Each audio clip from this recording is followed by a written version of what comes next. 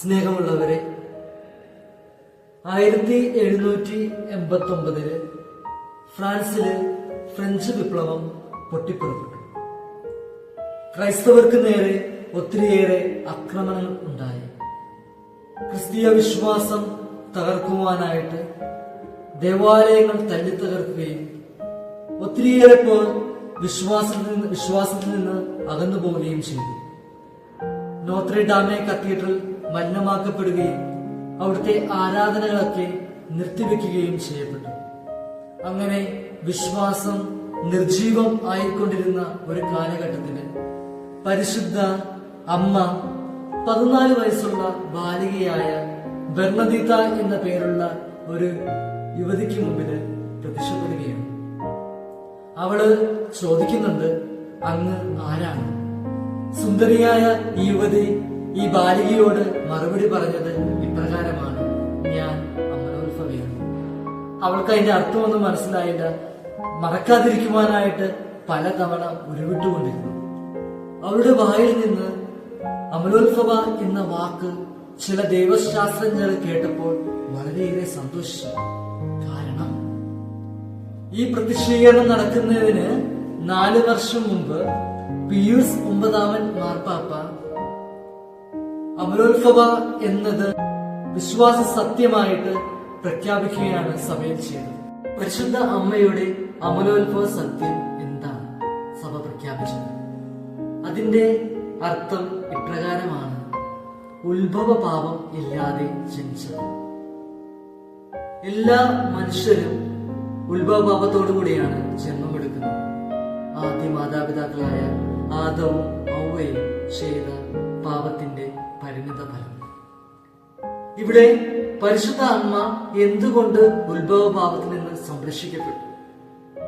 കാരണം തന്റെ പുത്രനായ യേശുക്രിസ്തുവിന് ജന്മം കൊടുക്കേണ്ടവൾ ഈ കന്യകയാണെന്ന് മുൻകൂട്ടി ദൈവം തീരുമാനിച്ചിരുന്നു. അതുകൊണ്ട് തന്നെ അവൾ പാപമില്ലാത്തവളായി, പാപമേശാത്തവളായിട്ട് ജന്മമെടുക്കണമെന്ന് പിതാവായ ദൈവം തീരുമാനമെടുത്തു. ജെറമിയ പ്രവാചകന്റെ പുസ്തകം 1 അധ്യായം 5 വാക്യത്തില് പിതാവായ ദൈവം ജെറമിയോട് പറയുന്ന വാക്കുകൾ ഇപ്രകാരമാണ്: നീ നിന്റെ മാതാവിന്റെ ഉദരത്തിൽ ഉരുവാകുന്നതിന് മുമ്പേ നിന്നെ ഞാൻ അറിഞ്ഞു, ജന്മമെടുക്കുന്നതിന് മുമ്പേ നിന്നെ ഞാൻ വിശദീകരിച്ചു.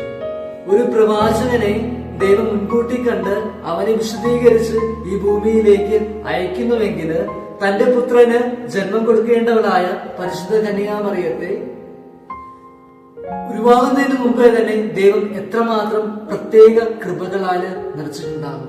അത് പരിശുദ്ധ അമ്മയുടെ യോഗ്യതയല്ല, മറിച്ച് യേശുക്രിസ്തുവിന്റെ യോഗ്യതയാലും അവിടുത്തെ കൃപാവരങ്ങളാലും ഈ അമ്മ പ്രത്യേകം കൃപകളാല് നിറയ്ക്കപ്പെട്ടു. ലൂക്കാസ് സുവിശേഷകൻ ഇപ്രകാരം പറയുന്നുണ്ട് അദ്ദേഹത്തിന്റെ സുവിശേഷത്തില് 1 അധ്യായം 28 വാക്യം: ദൈവകൃപ നിറഞ്ഞവളെ സ്വസ്തി. ഈ ദൈവകൃപ നിറഞ്ഞവളെ സ്വസ്തി, ഇംഗ്ലീഷിൽ ഫുൾ ഓഫ് ഗ്രേസ്, കൃപ നിറഞ്ഞവൾ. ഗ്രീക്കില് ഇതിന്റെ വാക്ക് ഇപ്രകാരമാണ് ഉപയോഗിച്ചിരിക്കുന്നത്: കെക്കിരിത്തൊമ്മനെ.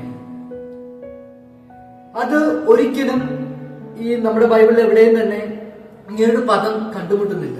ഇതുവരെ അങ്ങനൊരു പദം ഉപയോഗിച്ചതായിട്ട് ആ സമയത്ത് കേട്ടിട്ടുമില്ല. എന്നാൽ ലൂക്കാസ് സുവിശേഷകൻ തന്നെ അപ്പോസ്തല പ്രവർത്തനത്തില് സ്റ്റെഫാനോസിനെ വിശേഷിപ്പിക്കുവാനായിട്ട് ഉപയോഗിച്ചിരിക്കുന്നത് മറ്റൊരു പദമാണ്. അങ്ങനെയെങ്കിൽ എന്താണ് ഈ പദം അർത്ഥമാക്കുന്നത്?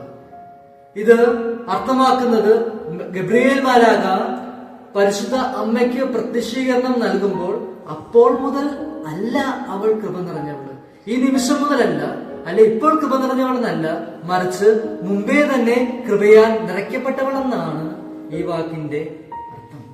അപ്പൊ പരിശുദ്ധ അമ്മ മുമ്പേ തന്നെ കൃപയാൽ നിറഞ്ഞിരുന്നു. അവൾ പാവമേശാത്തവളായത് അവളുടെ യോഗ്യതയല്ല, മറിച്ച് യേശുക്രിസ്തുവിനെ പ്രതിയാണ്.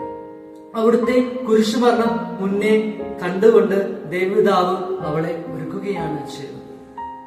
എന്റെ പ്രിയമുള്ളവരെ, നമ്മളും പാപത്തിൽ വീണുപോയവരാണ്, ഉത്ഭവത്തോടെ ജന്മമെടുത്തവരാണ്.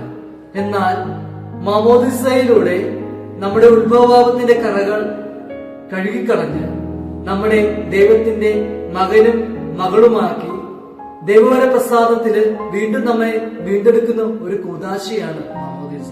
നമ്മളെ വീണ്ടും ദൈവത്തിന് പ്രിയപ്പെട്ടവരാക്കി മാറ്റുന്നത്.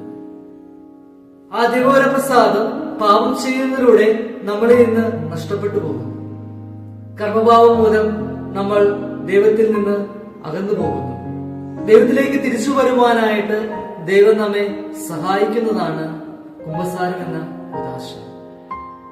പ്രിയമുള്ളവരെ, പാപത്തിൽ വീഴുമ്പോൾ അല്ലെ ചിലരൊക്കെ പറഞ്ഞു കേട്ടിട്ടുണ്ട്, ഞാൻ പാപത്തിന് അടിമപ്പെട്ടു പോയി, എനിക്ക് അതിൽ നിന്ന് കരകയറാൻ പറ്റുന്നില്ല, എനിക്ക് എന്റെ ദുശീലങ്ങൾ മാറ്റാൻ പറ്റുന്നില്ല.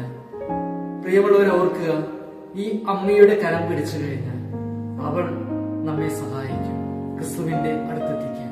രക്ഷയിലേക്ക് നമ്മെ നയിക്കുവാനായിട്ട് ഏറ്റവും ശക്തിയുള്ള ആയുധം ജപമാലയാണ്.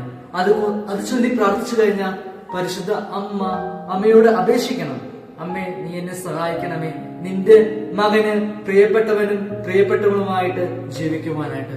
അപ്പോൾ പരിശുദ്ധ അമ്മ നിന്റെ ജീവിതത്തിലേക്ക് ഇറങ്ങി വരും, നിന്നെ കരം പിടിച്ച് ക്രിസ്തുവിന്റെ അടുത്തെത്തിക്കും, സ്വർഗം സ്വന്തമാക്കുവാനായിട്ട് അവൾ നിന്നെ സഹായിക്കും.